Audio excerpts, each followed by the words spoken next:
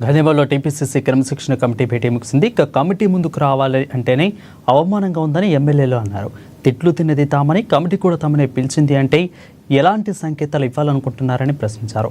ఇచ్చిన ఫిర్యాదు మీదనే వివరాలు అడిగేందుకు పిలిచినట్లు వారికి క్రమశిక్షణ కమిటీ చైర్మన్ మల్లు రవి తెలిపారు. ఇక కొండా మురళిపై చర్యలు తీసుకోవాల్సిందే, లేదంటే తమకు ఫ్రీ హ్యాండ్ ఇవ్వాలని క్రమశిక్షణ కమిటీ చైర్మన్ మల్లు రవికి ఎమ్మెల్యేలు చెప్పినట్టు తెలుస్తుంది. ఇక అలాగే వరంగల్ నేతల పంచాయతీపై చర్చించినట్లు మల్లు రవి తెలిపారు. ఎమ్మెల్యేలు ఎమ్మెల్సీల అభిప్రాయాలు చెప్పారని, వరంగల్ నేతలతో మరోసారి సమావేశం అవుతారని మల్లు రవి వివరించారు.